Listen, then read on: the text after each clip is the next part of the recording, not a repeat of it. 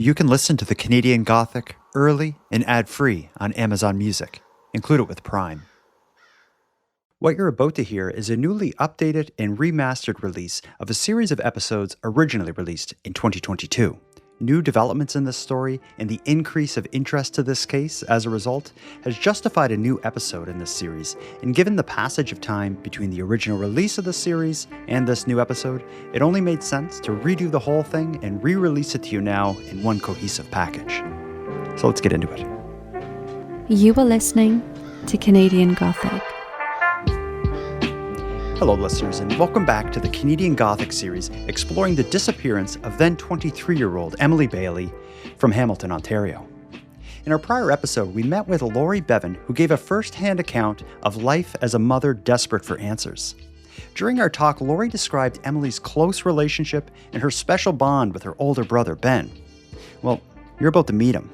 In the second episode in this series, we're joined by Ben to discuss the still unexplained disappearance of his 23-year-old sister, Emily Bailey. Friends and family of 23-year-old Emily Bailey gathered today to post flyers across the city. They say she was last seen in the area of Barton and Kenilworth on January 2nd. Emily's family says they noticed something was wrong when she stopped posting online. She'll post on TikTok and Facebook and Instagram, and she'll post her on social media, and she has not been on social media for quite some time now. To start, Ben, tell me a bit about you. Who are you? What's your life like? I'm 27. I live in Hamilton. I feel like I'm not super interesting. I work in mental health, youth mental health.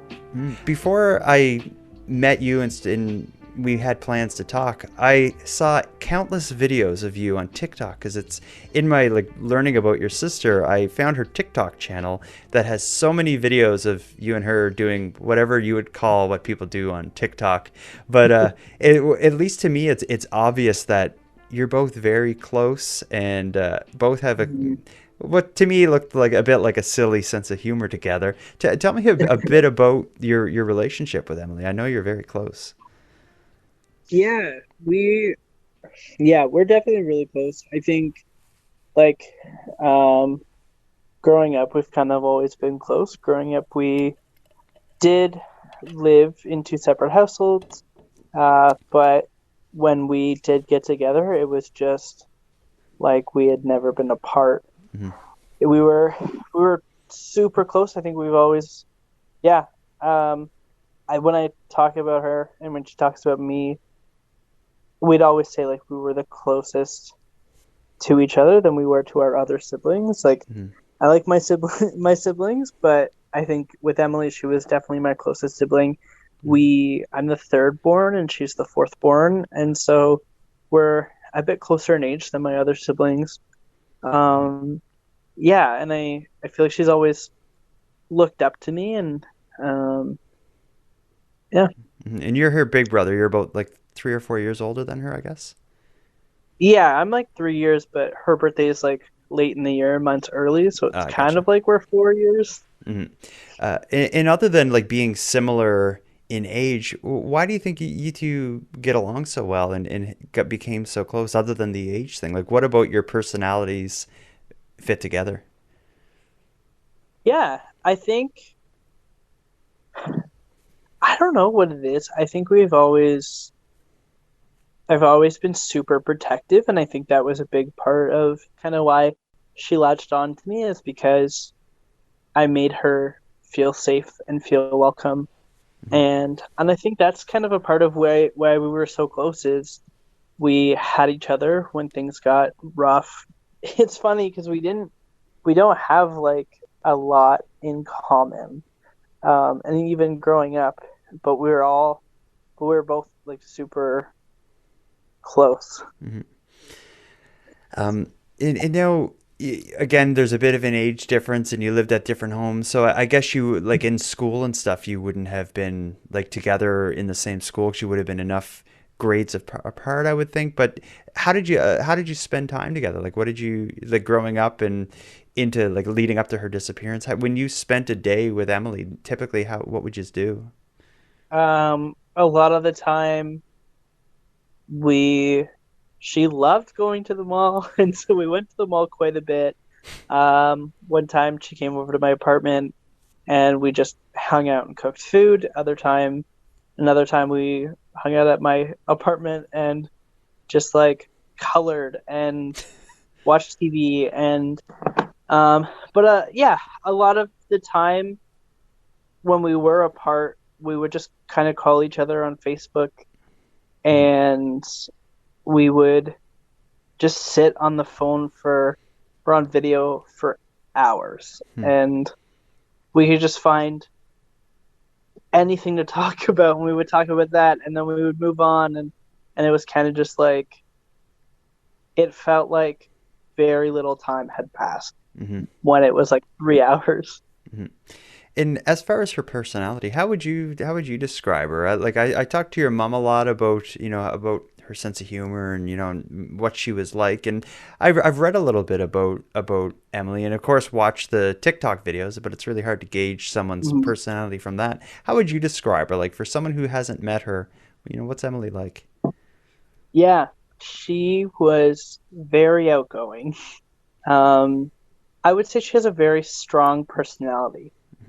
And I guess what I mean by that is I think she knew right from wrong and she would be able to stick up for what she believed in. I think another way to describe her is she wasn't like loud, but she kind of had a loud personality, and I don't know how else better to explain it.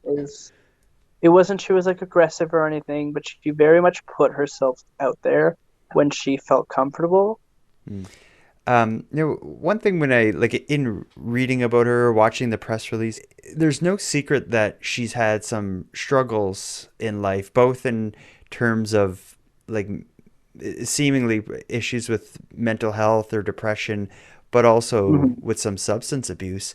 I'm sure you're probably one of the main people she would turn to as like a shoulder to cry on. Can you talk a bit about kind of like what she was dealing with and like the harder times? Like what exactly was she going through? Yeah. Growing up, we definitely had stuff in our childhood that was a bit tough. And I think as we grew up, we both developed different ways of coping with things. And that for her was struggling with mental illness and eventually addiction.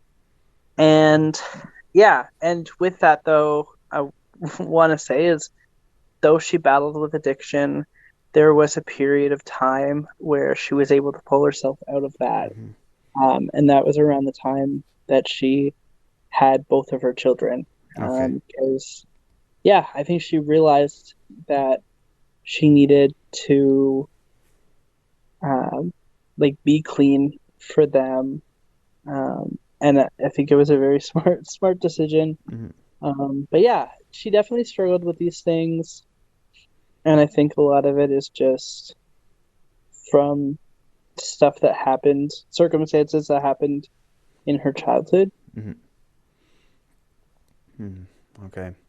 And I guess once you use you probably know more about it through your occupation than I ever would, but people will find, if you have some trauma or something from your past that's affecting you, you find some way to deal with it. And it's not uncommon, I think, for people to turn to just have depression and, mental health issues as a result of it, but also use substance abuse in some ways to kind of help get past it. But in her case, it quite clearly the substance abuse kind of got out of her control, multiple points, but she was at least able to get out of it a little bit, like as you said, when she had her children. And what her mom had told me, or your mom had told me, is that she had spoke recently about trying to get, cleaned up and maybe getting back in school and, trying to turn her life around.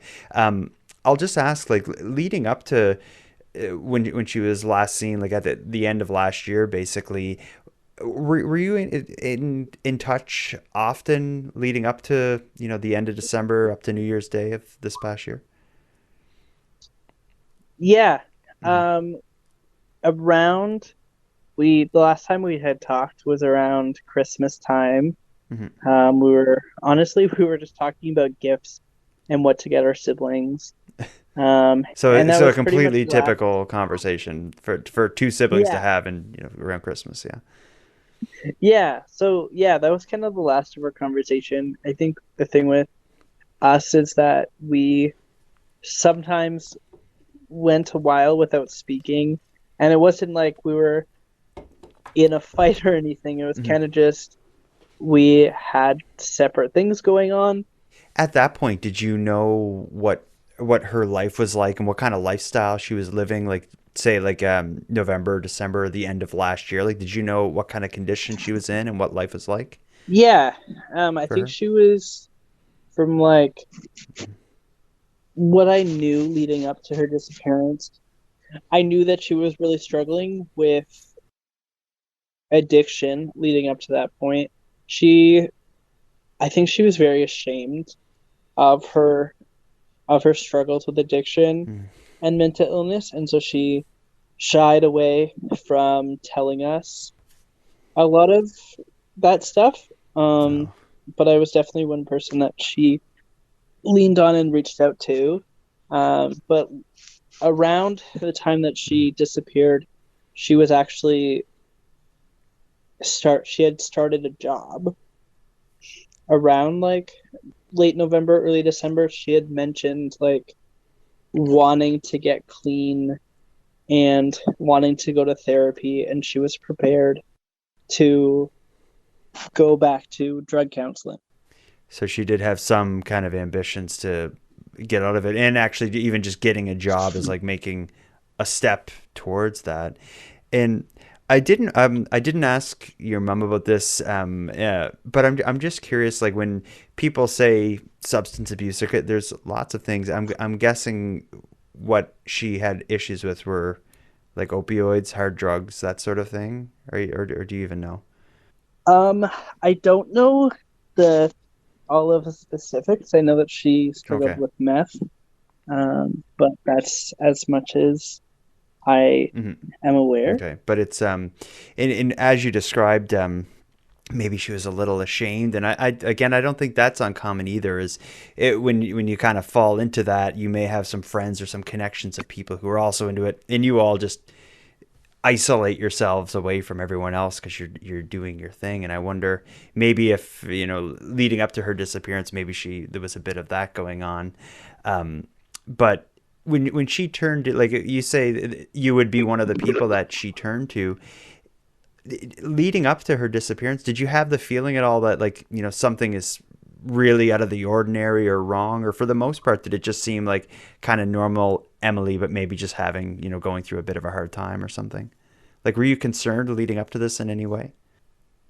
No, I was not. It was I didn't really have any reason to believe that anything was wrong. Like I said, she was a bit more secretive, and I think that was a lot of it Hmm. was out of shame.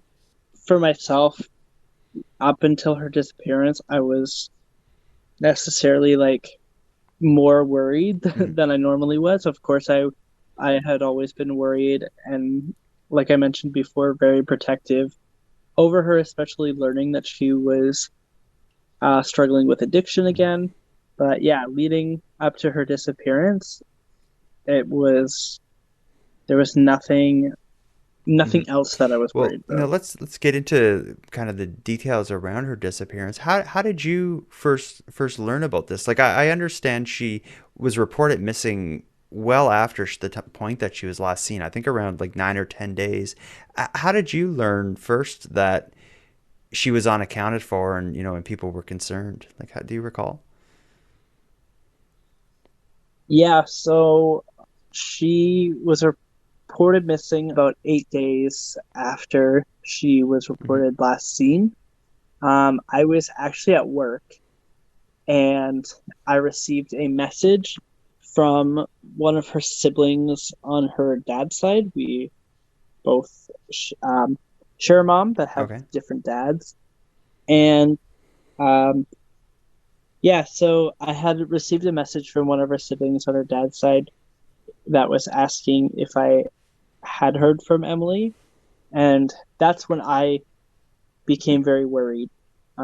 Because, like I said, she would kind of distance herself from some friends and family when she was feeling ashamed for what she had been doing. And so it wasn't out of the ordinary that she would kind of just like cut off contact from people, especially if she just needed to take a break. So yeah, it wasn't out of the ordinary, and that's kind of why I didn't think anything of it until I received that message, and that's when I had texted her to check in to see.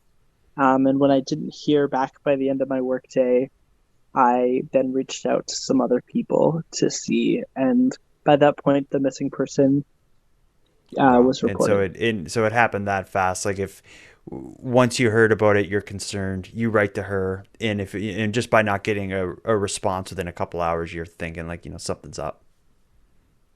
Hmm.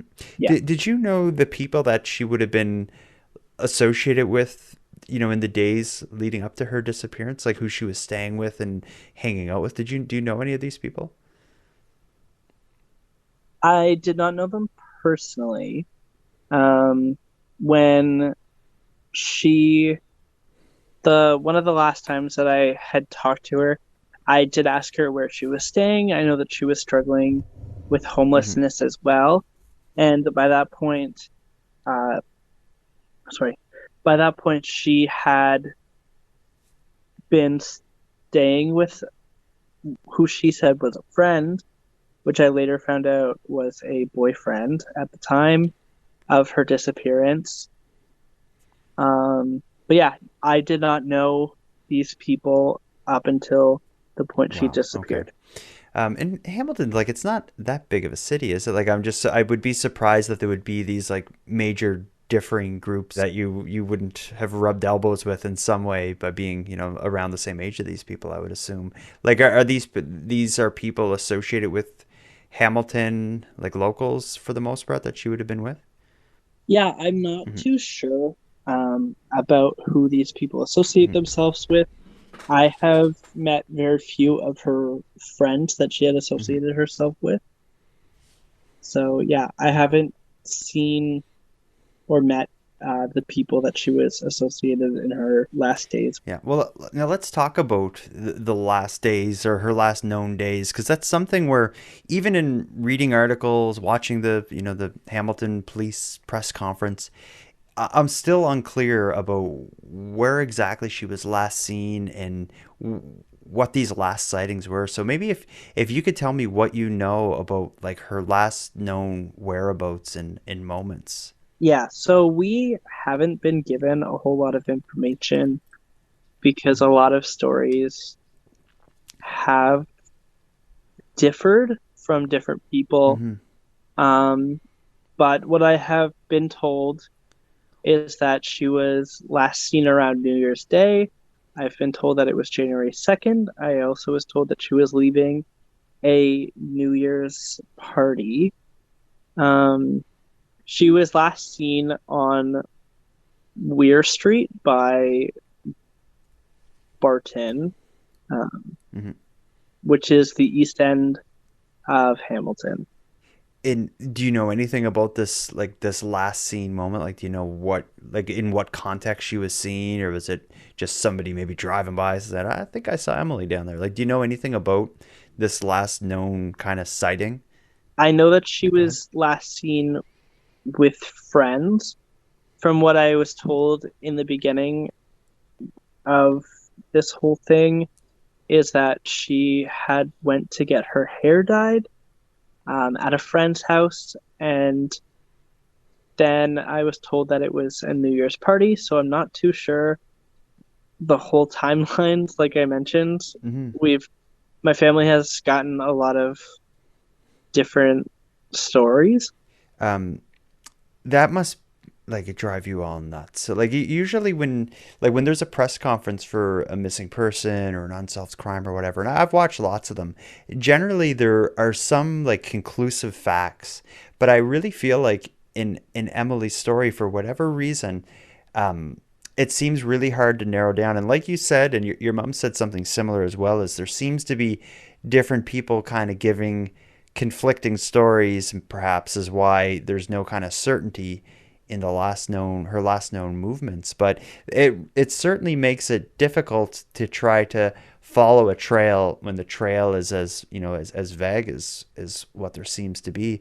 I don't know how involved in this you are, but law enforcement who's investigating this, certainly they must know more than the public, but I'm surprised that more of that hasn't made its way to your family. Like, is there kind of concern within your family about how much is known or being revealed by law enforcement, or are you comfortable to let them do their thing? Yeah, I would say that I'm very comfortable letting them do their thing, and I also recognize that there is only so much to go off of, especially with Mm-hmm. conflicting stories. Of course, for my family and the public eye, it doesn't feel like they're doing a lot, and I know that they're doing a lot of things behind the scenes and a lot of things that Mm-hmm. we can't know. But yeah, of Mm-hmm. course, it does feel awful knowing that someone knows something and that my family doesn't have those answers. Mm-hmm. Not long after she was reported missing and the investigation started, it was passed off to the homicide squad. And I don't know if they've specifically said we're investigating this as a homicide or if it's just that team is taking it on for whatever reason. But certainly that's a bad sign. Like when you heard of that kind of change in who was investigating this, that must have hit you pretty hard. Can you talk about how that felt when when that change was announced? Yeah, it definitely hit hard because it made the whole situation feel more real. Of course, when her case was first investigated as a missing persons, it definitely felt as if she was just gonna like come back and be like, "Hey, I'm actually okay." And as time went on, it didn't no longer felt like that.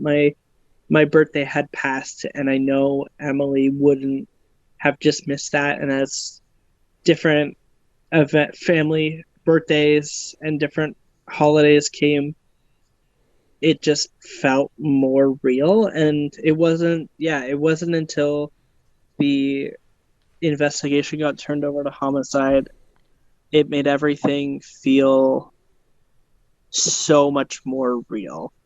It Mm-hmm. definitely hurt and it's left a huge hole in my heart when it did get turned over to homicide, because I think there's a piece of me that does hold on to hope still that she will come back.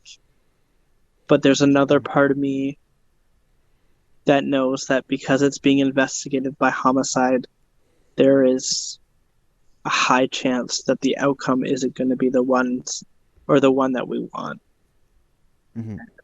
And then also when you consider the fact that there seems to be a lot more that they know internally, they being the Mm-hmm. police, than is being shared, it kind of makes me question what they know that would lead to that. But then again, it's someone is gone for a few months without any activity on social media or their bank accounts and stuff, that could maybe push their hand as well. But just in talking to you tonight, I have noticed like you often are using the past tense. Like, how much hope are you maintaining that she's like alive and it's going to end, in a good way for her and for your family? Like, have you been able to keep much hope given everything else that's happened over the last 4.5 months? Yeah, I think subconsciously my brain has just gone into past tense, Mm-hmm. which I know has definitely bothered me because I want to hold on to hope. I want to hold on to there's going to be a good outcome, but there's definitely a part of me that fears that there will be a bad outcome. And I think that part of me definitely outweighs the more positive side, which sucks. And it definitely takes a toll on me every day, just thinking that this will most likely end the way that I don't want it to. Getting into kind of the search and the investigation is one thing that I've noticed in kind of following along with like the Facebook group that a lot of Emily's friends and your family are in and providing updates on her case. One thing that I've noticed is very clearly it's supportive of the police, meaning like, you know, if anyone has any information, don't write it here, go to the police and like avoid speculation and use the correct missing persons posters and such. And I can understand the importance of that and your commitment to those sorts of things. But